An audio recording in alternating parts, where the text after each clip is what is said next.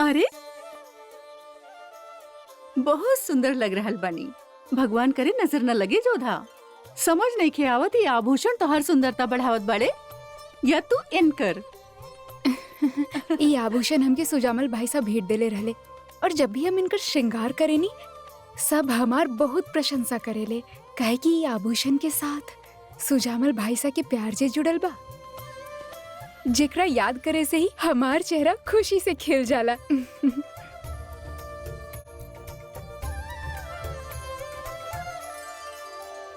हे भगवान, का भइल? हमार कान के बाली पता न कहाँ गिर गल। अरे इतना चिंता काहे? कान के बाली हा, कोनो परिंदा ना कि पर फैला के उड़ जाई, मिल जाई। मासा के कक्ष। हम अपन श्रृंगार दिखावे मासा के कक्ष में गईल रहनी। मासा तो एजा रहनी ना, पर हमार बाली जरूर ओहिजा गिरल होखी। हम अभी लेके आवतानी। अरे आप रुकी ना, हम लेके आवत ना बानी। मोती बाई, तहार ऐसे मासा के कक्ष में कोनो वस्तु ढूंढल केहू गलत मतलब निकाल सकेला बा ना? हमके ही जाए के होखी।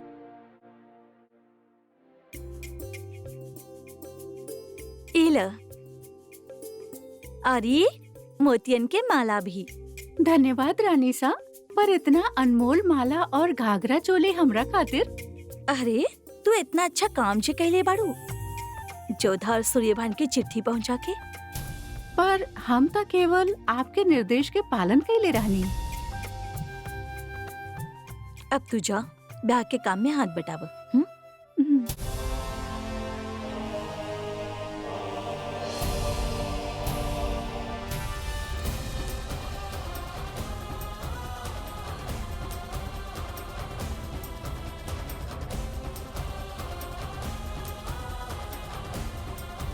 अचानक इतना रात गेले हम के यहाँ कहीं बोले नहीं राजकुमारी? हमके पत्र मिलल बा।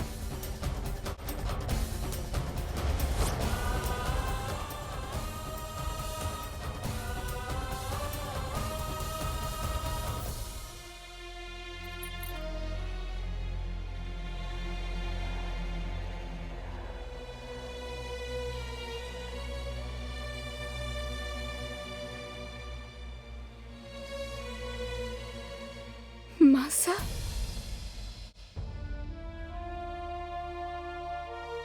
ऐसन का मजबूरी रहे कि आपके एक कदम उठावे के पड़ गए।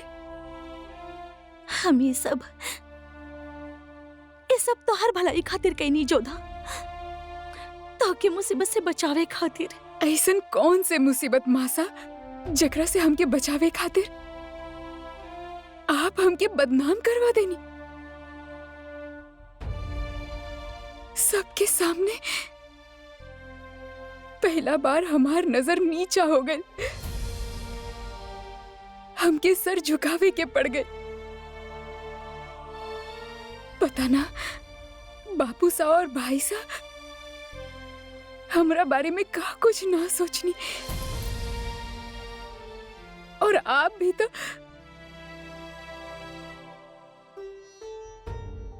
बताई मासा।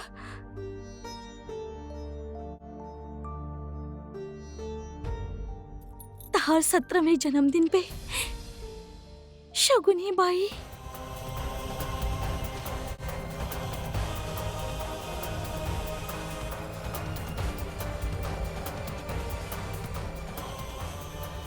तोहार जोधा मुगलन के घर जाई।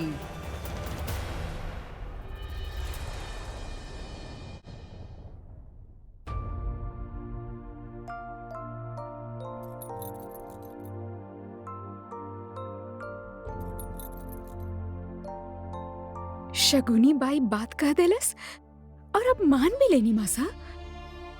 शगुनी बाई कोनो विधाता नहीं खे जे विधि के लेख पढ़ सके, और यदि ऐसन होखी भी तो हमार डोली ना अर्थी जाई मासा। हम एगो राजपुतानी बानी और राजपुतानी मरत मर जाइए, लेकिन मुगलन के घर कबो ना जाइए मासा, कबो ना।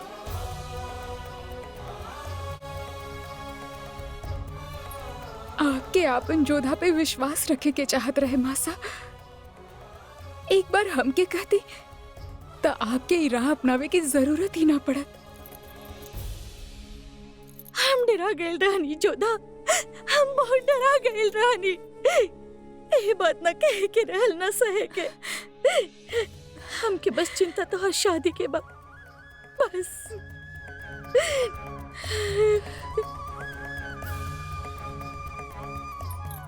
मासा, आपके ना तो ये बात केहू के माने के चाहिए मासा, और ना केहू से कहे के चाहिए।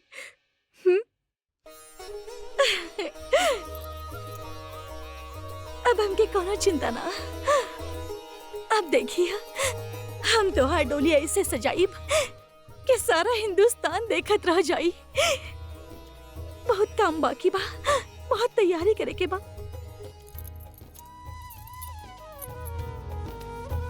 आमेर की किस्मत अजीब दो राहे पे खड़ी रहे, जहां राजकुमारी जोधा के मन में मुगलन के प्रति नफरत बढ़ते जात रहे, ता दूसरा ओर सुजामल आमेर के पावे के खातिर मुगलन से हाथ मिलावत रहे। ऐसन का बात बा सुजामल, जो तू हमरा से मिले यहाँ पहुंचला?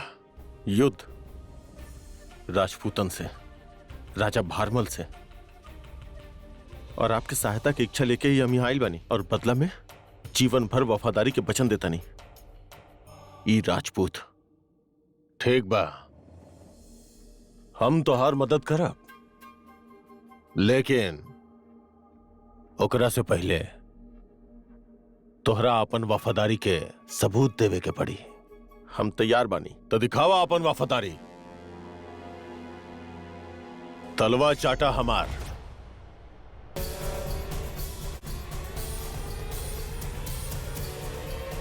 तलवा चाटा हमार। हम वफादारी के वचन देले बानी। आपके गुलामी के ना राजपूत अपन गर्दन कटा सकेला, पर अपन नाक ना। अगर आप मुगल अपन तलवा चाटे के वफादारी कहे नी, तो हमरा अफसोस बा कि हम सहायता खातिर गलत द्वार खटखटावनी। हाँ, हम अकेले लड़त लड़त मर जाइब, किंतु केहू के गुलामी ना करब।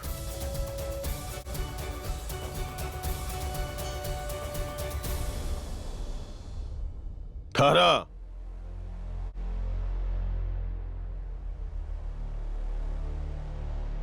हो बहुत खूब सुजामल, अगर आज तू हमार बात मान ले होता, तो हमार नजर में तोहार हैसियत एक तलवा चाटे वाला कुत्ता के होखत, और कुत्ता से हम दोस्ती ना करेनी। तोहार गुरूर काबिले तारीफ बा, हमरा के तोहार दोस्ती मंजूर बा सुजामल। आपके मित्रता हमरा खातिर अति विशेष होखी। हम राज करब आमेर पे, किंतु हमार निष्ठा हमेशा रही शहंशाह जलालुद्दीन के साथ। इंशाअल्लाह राजा सुजामल के खेमा हमार खेमा के बिल्कुल पास बनावल जाए। ये हमने के दोस्ती के एक छोट सा नजराना बा सुजामल। हम ही चाहता नहीं कि हमनी के दोस्ती मजबूत और मुगलिया तारीख के तकदीर बने।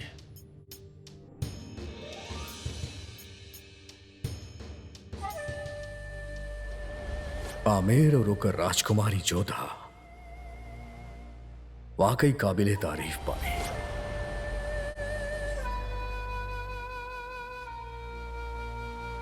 मौका मिलते ही हमनी के हमला बोल दिया जाए, और भारमल के सर से ताज के भार उतार दिया जाए।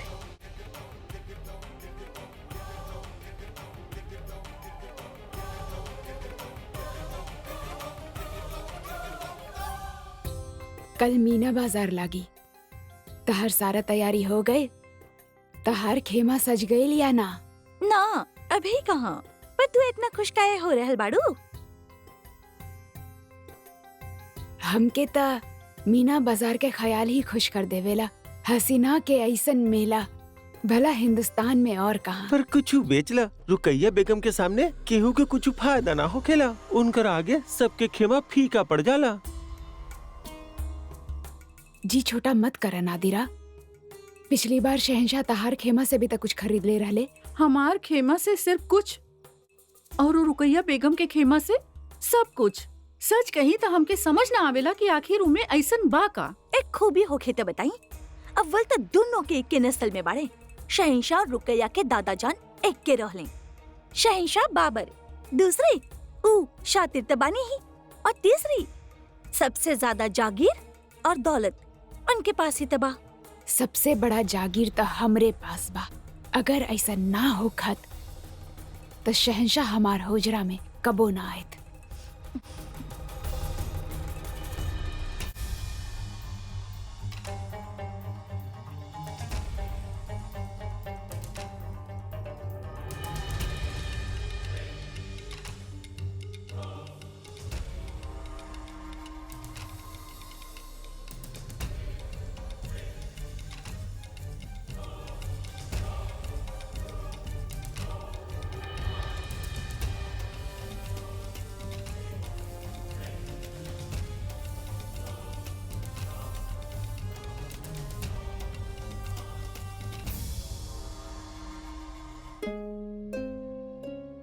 बुरा मत मनिहा उनकर बात के।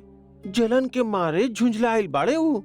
लाख कोशिश कर लेवे पर आपसे तो जीत नहीं खे सकत। ई बार ऐसन खेमा सजाई है कि पूरा मीना बाजार के रौनक हम ही लूट ले। एह बार मीना बाजार में हमार खेमा ना सजी। ना सजी? ना। बेगम साहिबा, अगर हमनी के अपन खेमा ना सजाई तो शहंशाह कोनो दूसर बेगम की ओरी चल जाई है। भरोसा ना बा हम पे? अपना से भी ज्यादा। तब फिर देखिया कि कल मीना बाजार में शहंशाह केकरा खेमा में आवेले।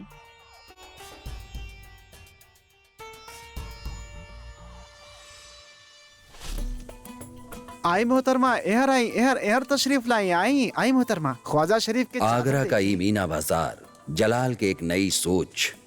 औरतन के औरतन खातिर औरत लगैले बानी एक बाजार जहां हर चीज के खेमा लागत रहे। बावर्ची खाना के बर्तन से लेके बिंदिया तक, आल्टे से लेके आईने तक।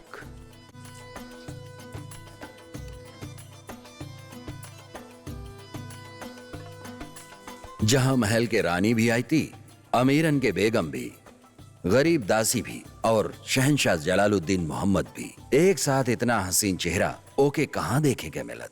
मीना बाजार के सबसे बड़ा खबर सुन ली आप? ए बार रुकैया बेगम अपन खेमा ना सजैनी। का कहरल बनी आप? पता ना का हो गल उनके ए बार। गुस्ताखी माफ हो बेगम साहिबा, अभी भी वक्त बा। आप बस ये गो इशारा करी, अलादीन के जिन के तरह सजा दे भी खेमा के। देखी देखी बादशाह सलामत आ रहल बाड़े और चेहरा पर शिकन तक ना बा बेगम के। कितना आराम से हुक्का गुड़गुड़ा रहल बानी, ताज्जुब बा। होशियार बान, तख्ते बादशाह जलालुद्दीन मोहम्मद तशरीफ ला रहल बाड़न।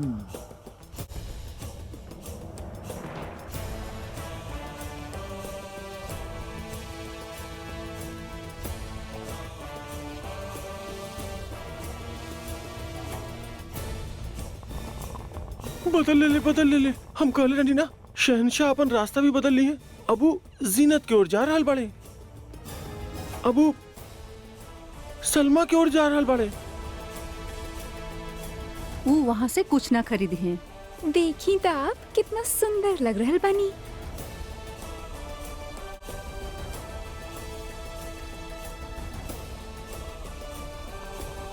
अबू आगे बढ़ गए। हुजूरे आला, ऐसन जूती आपके फिर कहीं देखे के ना मिली। ई सिर्फ बादशाह सलामत के पैर खातिर। इनकरा पहन के देखी। वो सीधा हमार खेमा पे आई हैं। एमे वो बात नहीं खे।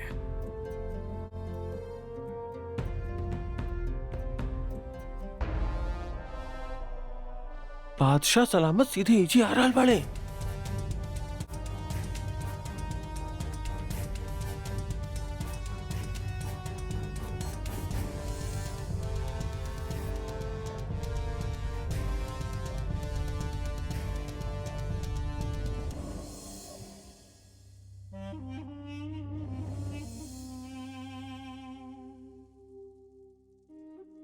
सारा मीना बाजार रौनक से भरल बा और आपके खेमा फीका। अच्छी सूरत के संवारे की जरूरत ना होखेला। सादगी में कयामत के एक अदा होखेले शहंशाह। दाद देता नहीं आपके दिमाग के। हमार भी नजर हुआ खेमा पे पड़ल जे सबसे अलग हा। इतना सजावट के बीच एगो बिनल सजल खेमा। अच्छा तरह से जाने ली आप हमरा के कि हमार नजर सिर्फ वह चीज पे पड़ी जे सबसे अलग होखे। और हम जे चीज पेश करे वाला बानी ओकरा खातिर खेमा के सजावट की जरूरत ना होखेले शहंशाह। हमके पता बा कि हमार चीज इतना बेमिसाल है कि आप ओके जरूर खरीदे हैं। ई हमार दावा है। अब ऐसन कौन बेमिसाल चीज हा?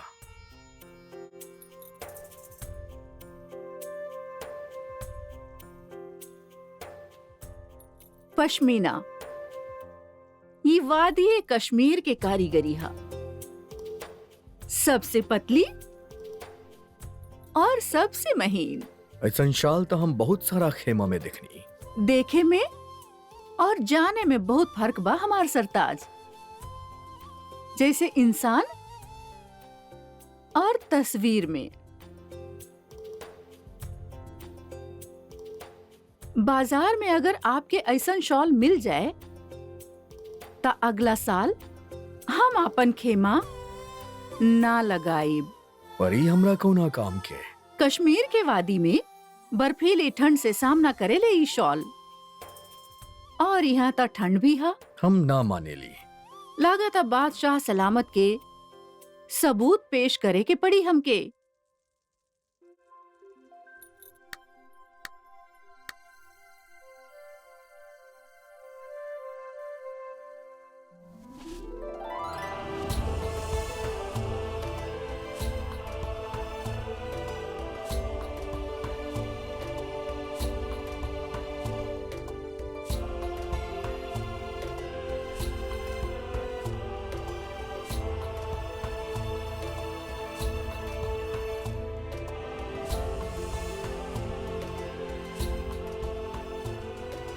ई हुक्का के 3 कश ले ली।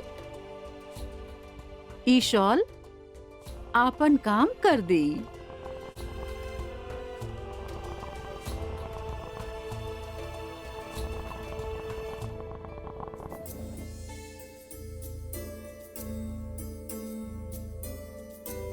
बेहद पुराना कारीगरी मालूम पड़ेला। पुरानी चीज के अहमियत ही कुछ और होखेले। चाहे वो शॉल होखे या शराब या फिर कोनो पुराना रिश्ता।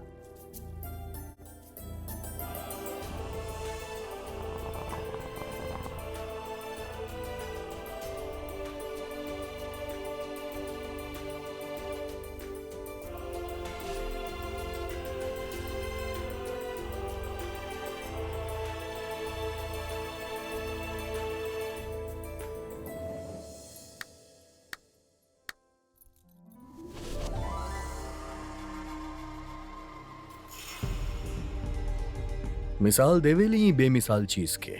बहुत खूब। कीमत का बा एकर? हम एकरा खरीदे चाहता नहीं। 1 लाख अशरफी। कुछ ज्यादा ना बता देनी आप। शहंशाह के जे चीज पसंद आए वो चीज कीमती ता होखेले ही। अगर आपके ना खरीदे के बा ता आपके मर्जी। बहुत शातिर बानी आप। अच्छा तरह से जाने लो कि जब जलाल के कोनो चीज पसंद आ जाएला ता जलाल ओकरा हर कीमत पे हासिल करेला।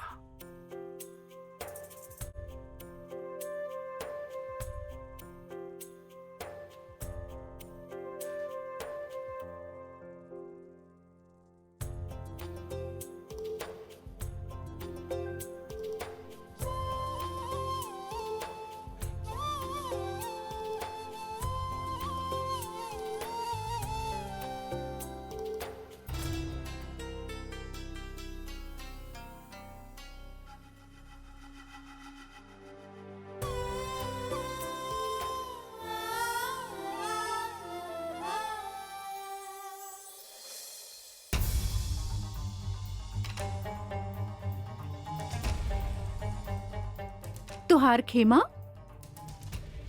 और बदन के सजावट सिर्फ उनका नजर ही खरीद सकेनी।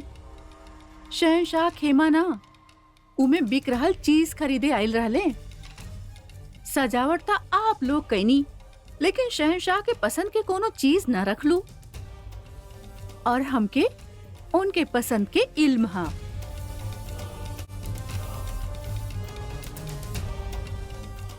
मजाल बा केहू के जी आपके शहंशाह से केहू दूर कर सके। दिमागी गुलामी के दिल के दीवानगी ही तोड़ सकेले, पर जंजीर के जकड़ल दिमाग के सिर्फ दिल के धड़कन ही तोड़ सकेले। देखिए तू लोग, एक दिन शेर पे सवा शेर जरूर आई।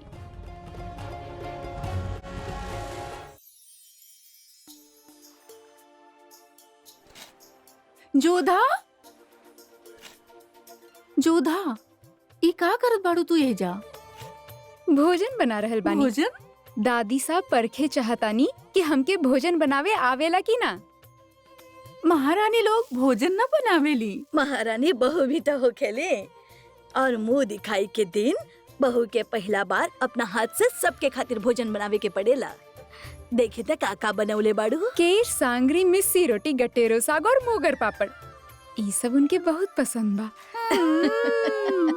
और भी बहुत कुछ बनैले बानी, अभी लाइनी। ओहो, देखे में तो बहुत अच्छा लग रहा बा। अब चख के देखें तब पता चले।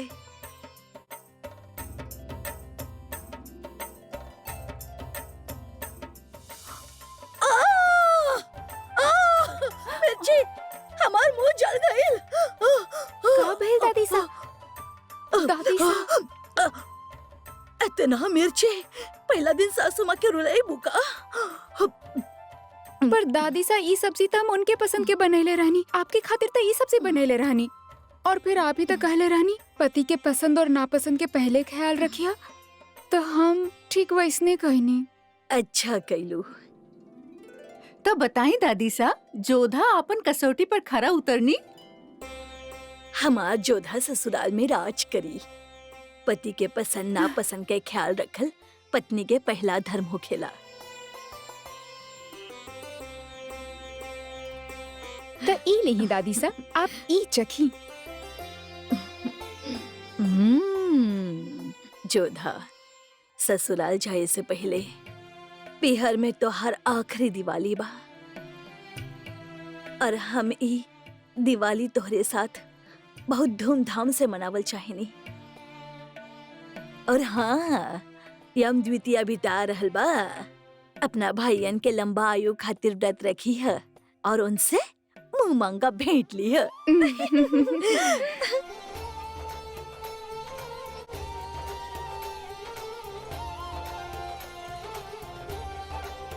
आता शिवानी।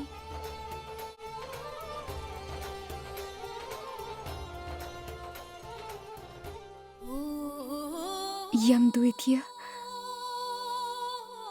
सुजामल भाई साहब। हर बार तू ऐसा प्रश्न खड़ा कर देलू कि बस अब यम द्वितीय के दिन सब भाइयन के साथ मिलके यमुना जी में डुबकी लगावे के का जरूरत बा? ऐसन शास्त्र में लिखल बा बापू साहब। पर तोहरा वो भाई खातिर व्रत रखे के का जरूरत बा? जाने लू ना कि सुजामल राजद्रोही है। वो पूरा सभा के सामने तोहार भाई भगवान दास के खुला तलवार दिखौले रहे। ये केवल सुजामल खातिर ना बा। जोधाई व्रत राज सिंह, खंगार सिंह, जगन्नाथ, भगवान दास सबके खातिर रखे चाहत बाड़ी। पर तोहार ये व्रत सुजामल खातिर ना होखी। इतना नाराजगी सिंच के मत रखा भारमल। हर परिवार में क्लेश होखेला, मतभेद होखेला, लेकिन उसे रिश्ता तो ना टूटेला। तू तो जानेला कि जोधा और सुजामल में बचपन से कितना प्रेम बा, और ब्याह से पहले ये आखिरी अवसर बा। अकरा बात तो जोधा हमरा से पूछे से रहल। विदाई के बाद तो आमिर तरसी जोधा के प्रश्न के। अब जिद मत करा, ओके रखे दई व्रत। यमुना जी मथुरा में बहेली और मथुरा के रास्ता आगरा से होके जाला। आगरा मुगल के राजधानी है। ओह बात के चिंता आप मत करिए बापू सा। हम जगन्नाथ, खंगार सिंह, भगवान दास भाई साहब और सेना के पूरा एक टुकड़ी भी जोधा के साथ जाई।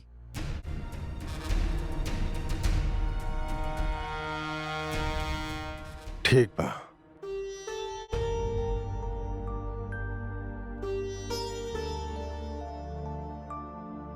दिवाली के अवसर पर रोवल ना करे ले।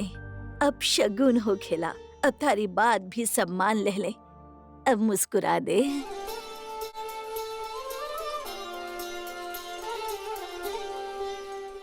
बड़े हटी है जोधा जीजी। अब उनके का पड़ल बा यम द्वितीया के दिन यमुना जाए के। शिवानी, कोनो जरूरी काम हो के तब्बे तो जाए चाहत बिया जोधा वहाँ। अरे लेकिन हर साल जोधा ही व्रत रखेले। काहे भला? अरे बड़ा पुरानी कहानी बा। सूर्य देवता के बेटी के नाम रहे यमुना और बेटा के नाम रहे यमराज। यमराज कभी अपन बहन के घर जात ना रहले। ये बात यमुना के अच्छा ना लागत रहे। हालांकि ओकरा घर बराबर जात रहे। फिर एक दिन कार्तिक शुक्ल पक्ष के दिन यमराज यमुना के घर जा पहुँचले। बहन बहुत खुश भइल और भाई के खूब आदर सत्कार कैलस। और सत्कार से प्रसन्न होके भाई कहलस, मांग बहन, का मांगत बाड़ू? यमुना के केहू राजकुमार की जान बचावे के रहे तो उई वरदान मंगलस कि आज के दिन जे भाई अपना बहन के घर जाए ओके लंबा आयु के आशीर्वाद प्राप्त होगी। यम यमुना के वरदान दहले और दिवाली के दूसरा दिन के यम द्वितीया कहलावेला। उ दिन यम के विधिवत पूजा होखेला और दोनों भाई बहन यमुना में डुबकी लगावेले। आइल बात समझ में? जी दादी सा।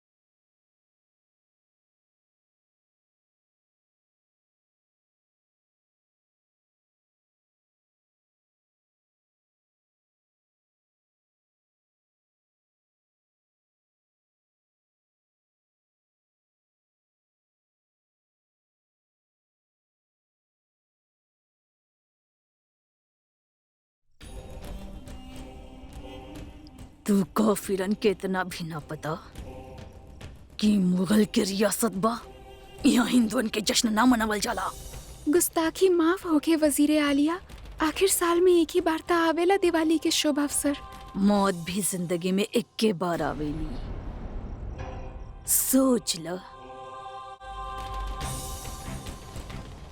ना होखी जश्न। काहे न होखी?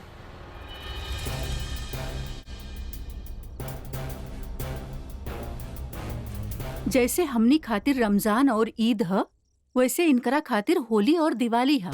गुस्ताखी माफ होखे मलिका, पर इनमें और हम में काफी फर्क बा। आप शायद भूलत बानी माँ। हम उमेर कोट में जब हम जलाल के पेट में लेके दर दर भटकत रहनी, तब हिंदू ही रहले जे हमके सहारा देले रहे। तब भी दिवाली के दिन ही रहे। तब तक दिया आप भी जलाइले रहनी, याद बा ना? जैसन आपके हुक्म मलिका।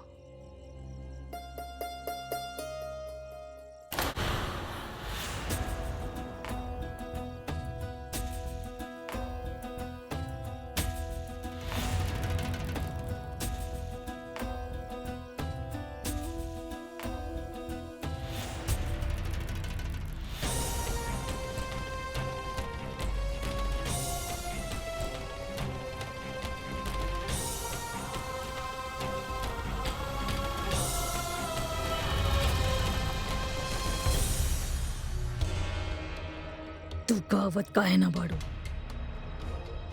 गाव।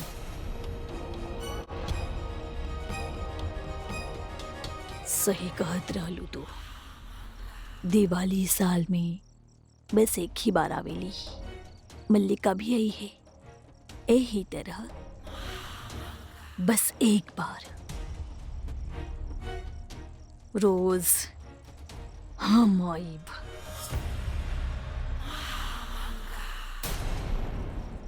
तय तो के करे के बा, ये दिवाली के दिया जलावे के बा या रोज कतरा कतरा जल के मरे के बा।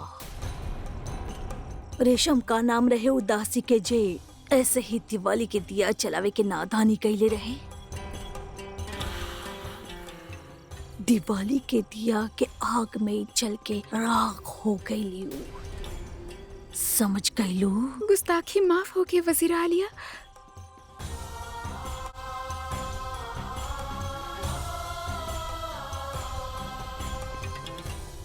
इस जगह के पाक साफ किहल जाए। हम आज यही नमाज पढ़ब।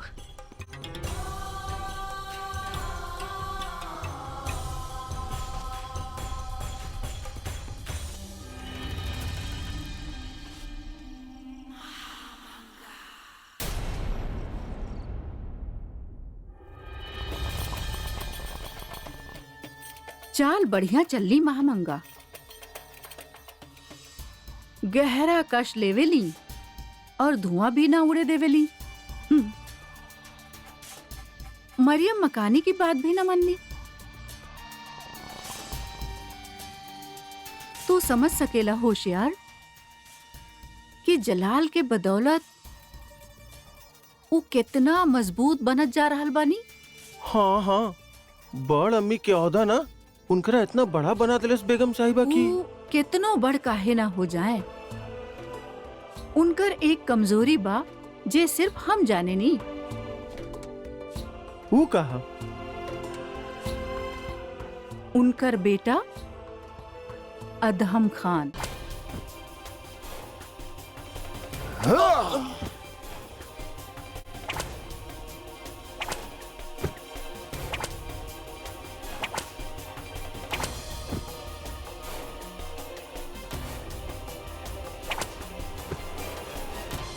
हे भगवान, आखिर कब तक हमनी के ही सहे के पड़ी।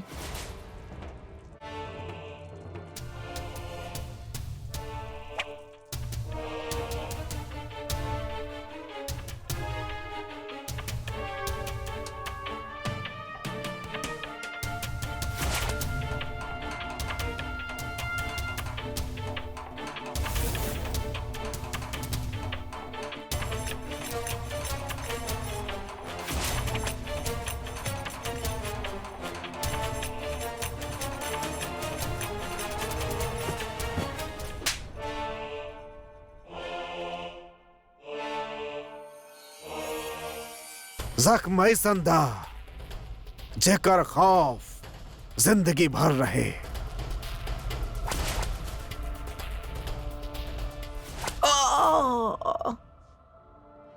आपन मजहब के जिंदा रखल चाहताड़ा तो जजिया के रकम जमा करे के होखी।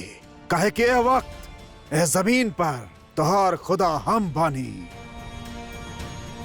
जे केहू भी कोड़ा ना खाइल चाहता को जल्द से जल्द जजिया महसूल जमा कर देवे। लूठा जुल्म का खाली हमने हिंदू खातिर है, वो मुगलन खातिर कुछ ना। ये कहाँ के इंसाफ बा?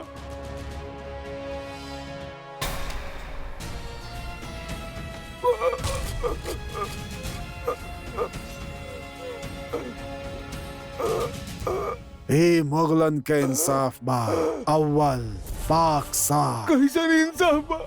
ये गुलामी कब तक सहन करेगा पड़ी? मरते दम तक, जब तक जिंदा बाड़ा तब तक।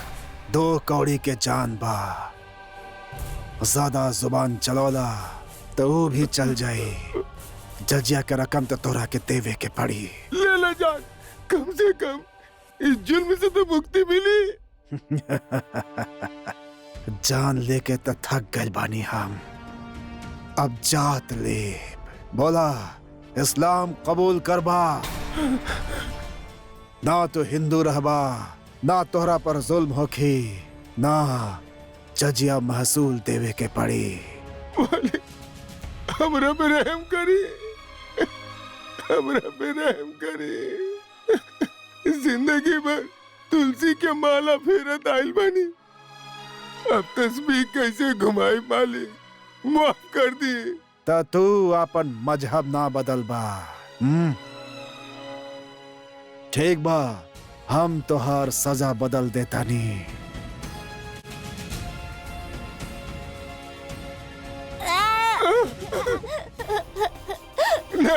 तू अपन माला फेरा, तोहार पोता सजा भुगती।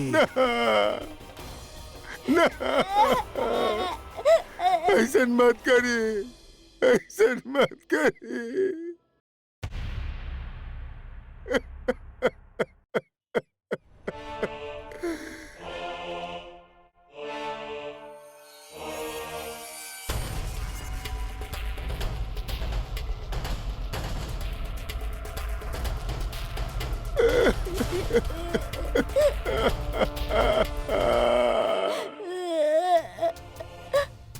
देख लेला तू लोग, मुगल होके के फायदा ना तोरा पर जुल्म होखी ना कोड़ा पड़ी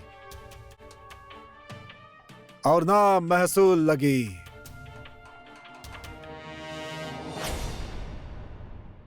आदाब हुजूर। वजीर आला बहमत खान राजपूत राजा तखतमल के शिकस्त देले बाड़े और अब उनकर सर कलम करे जाता रे।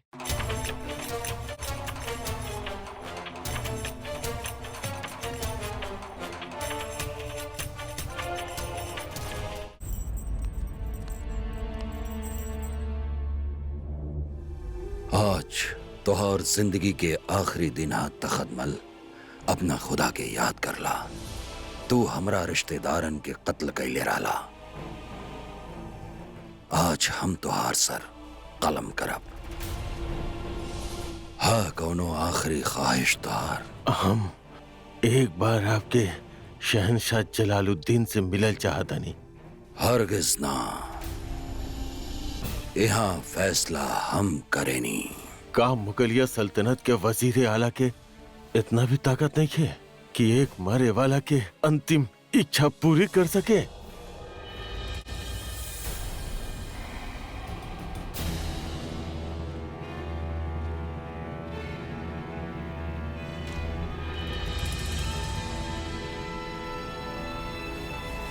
खबरदार गुस्ताख। कहीं आप ही खातिर भयभीत तो नहीं की कि कहीं शहनशाह हमरा के माफ कर दी है?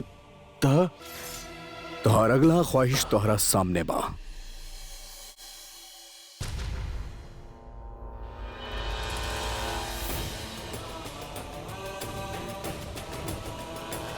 बतावा का चाहता रहा? हमनी के खान बाबा के रिश्तेदारन के कत्ल कैले बाड़ा तू। ई खातिर अपन जान के अलावा जौन चाहे वो मांगला राजा तखतमल। जान के बदले जान और जिंदगी के बदले जिंदगी। यकीनन यह हमार इंसाफ है। अब आप ही न्याय करी शहनशाह। कहें कि जब आपके स्वर्गीय पिता हुमायूं शेर शाह सूरी से हार के दर दर के ठोकर खात रहले, तब उनकर जान हम बचौले रहनी, हम पनाह देले रहनी उनकरा के। काज हमार जान लिहल ऊ वफादारी के साथ धोखा ना होखी। पर अगर अभी हम तहार जान ना लेनी तो हम अपन खान बाबा के धोखा दे। इनका रिश्तेदार के कत्ल के इल्जाम बा तारा सर पे। और आपके पिता के कर्ज, जिंदगी के बदले जिंदगी। फैसला आपके।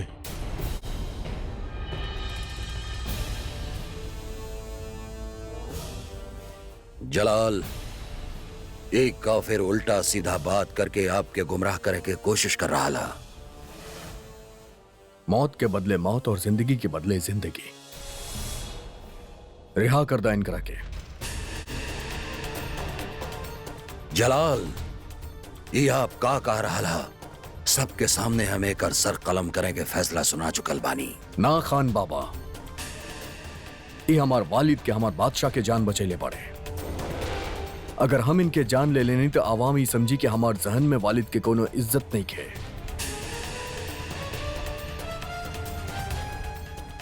ये जिंदा रही है, हमरा के माफ कर दी।